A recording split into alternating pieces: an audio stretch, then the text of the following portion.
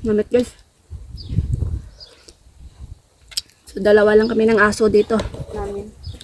Dito akong natuto magluto ng mga kakainin namin like sinaing. Ayan. Hanggang ngayon. And ito yung aming lagayan. Diba? Tapos meron din dito sa taas, hindi makita. Sa taas yung mga, ayan o, mga kahoy, kaunti na lang yung natira. And yeah. So guys, magkukuha ako ng papaya.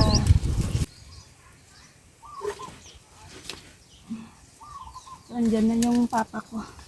Pauwi na sila galing trabaho. Ay, hindi kayo kaabot ni Medo. Hindi na akong kuhaon. Init-init So, irinda. Maba. Ako na. Are mo. Are mo. Ang ganda. Ang tagtagaan ako na ito. Kaya ako ay butang ko munggo. Ay, ang ko pinangita munggo mong ben. Are mo ang galing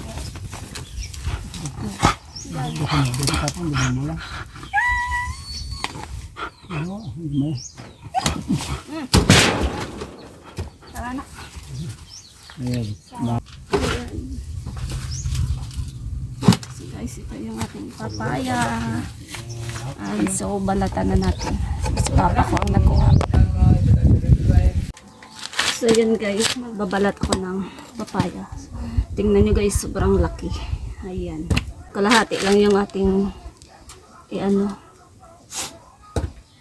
ating lulutuin. Tabi natin yung isa. Masarap-sarap nito mamaya. Sinisipon ako kasi siya na po.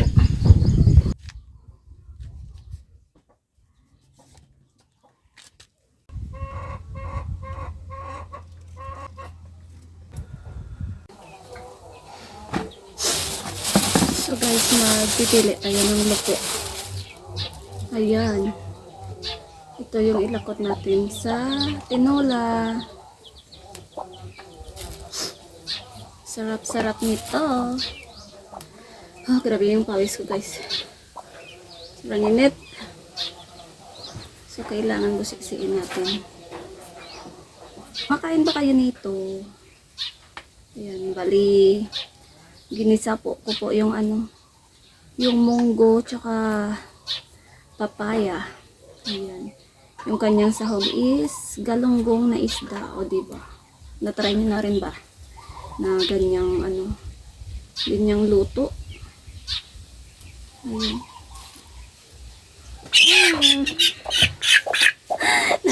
Huli ka ha, kasabad sa imo ha. Gusto mo ikaw ilakot ko ha. Ikaw ilakot ko sa tinola ha. Kasabad ka. Hindi na ko dito kuman. Ito ko sa dapog kaginga. Tumay sa dito ga pinangay kay. So guys, kain tayo. So ayan. Dito kami sa labas dahil sobrang init. Thank you Lord sa pagkaon. Kaya guys, kain tayo. Ayan. Hi, Nami. Nami. Namit guys.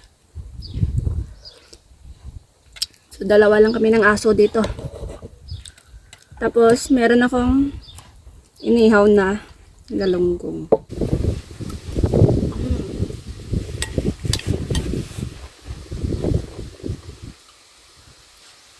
Ikaw ba din?